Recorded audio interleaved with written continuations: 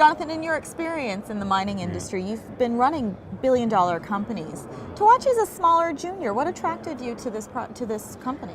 You know, it's interesting because a couple of things. I mean, the first thing I would talk about is, you know, it's really the opportunity rather than the you want to buy low and sell high. So being a smaller company is a good thing. But you know, I think one of the things that really has always prompted me was a lecture I went to when I was in university at the Colorado School of Mines, and there was this professor named Roy Woodall from Australia who came and he talked. And he did this whole thing, and he talked about how mining deposits are just like snakes. And you can see that he talks about how much time we spend, and snakes can curve and do all kinds of things. We spend a lot of time really working on making sure we get that right and really outline it first, because it could be thinner in some layers and thicker in others, and different things can happen. But then he pointed out at the end of the talk that sometimes you got to keep your eye on the big picture, because sometimes the snake's really an elephant. And that's kind of the thing that we're looking at in Ecuador. We've got a really cool project there, and it's a VMS system. And VMS systems, like, you know, you go through this conference here, and most people are focused on porphyry deposits because that's the flavor of the month. VMS systems were big when I was studying geology, and they were always great deposits. And the one that always comes to my mind is the Damagami mine. And most people have never even heard of the Damagami mine. It was built in 1988 and put in production in 1989. And it started, and it had a resource of about 5 million tons of about 5 grams, which is about 700,000 ounces of gold. And they had a bit of copper too, so say 800,000 ounces of gold equivalent. Our project in Ecuador also has 800,000 ounces of gold equivalent. It's also VMS. Ours is higher grade with fewer tons and higher grade.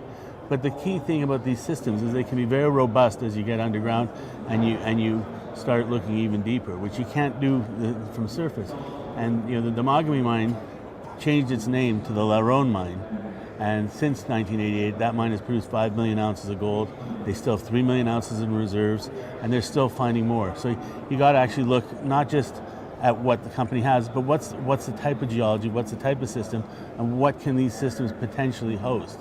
And you know, we're not saying that for sure, you know, that how much we think we have, but we know that our value is worth a lot more just with what we already have. The 800,000, I hate using the word gold equivalent, but it's copper, it's gold, it's zinc, it's silver. But more importantly, the potential that this system could host once you get down and take a much deeper look at it. And that's why we're there. I mean, it could be very exciting. Well, you just filed a technical report. Yes. Later this year, or I should say earlier this year. What indications is that giving you that, you know, this project could be a larger deposit? Well, it's not a question of larger deposits. I mean, we're going to drill out this deposit. We got about 1.9 million tons of, you know, it's 4 grams of gold, 3.3% copper, like 49 grams of silver, 0.4.5% zinc, and it's really 2 deposits, the south and the north zone. But we believe it was all one deposit at one point. But as I said before, these VMS systems tend to occur in clusters, and you know, this in Quebec they would call this one high-grade lens. And you know, are there indications? There's other smoke on the property. We've got a bunch of geochemical anomalies and some geophysical anomalies that we're going to test and drill, and we're excited about.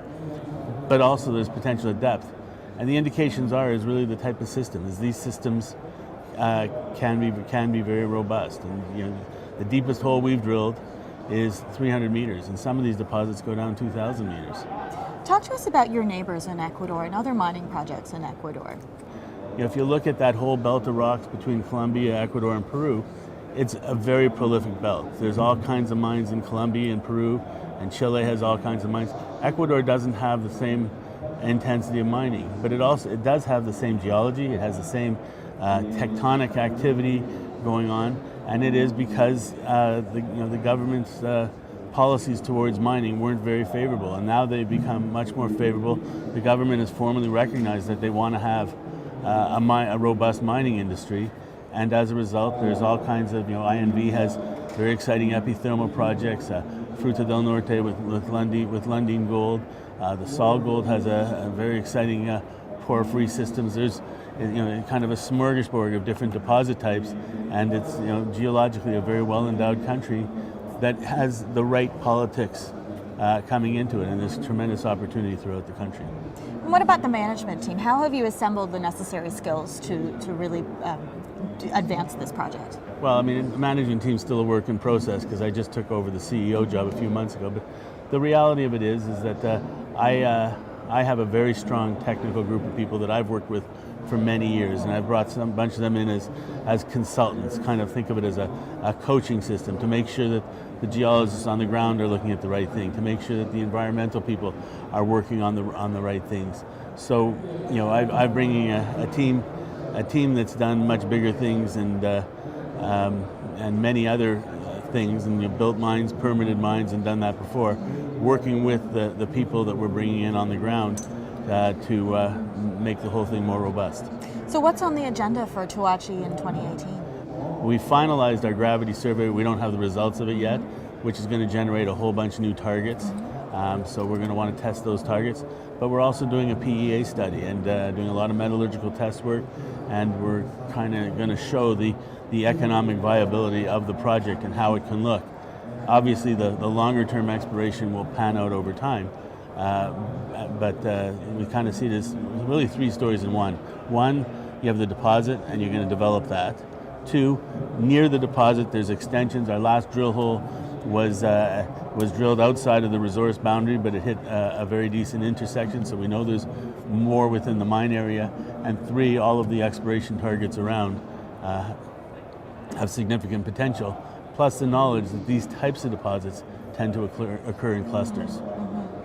Wonderful. So we've got the snake, we're looking for the elephant. Always. Thank you so much, Jonathan. Thank you.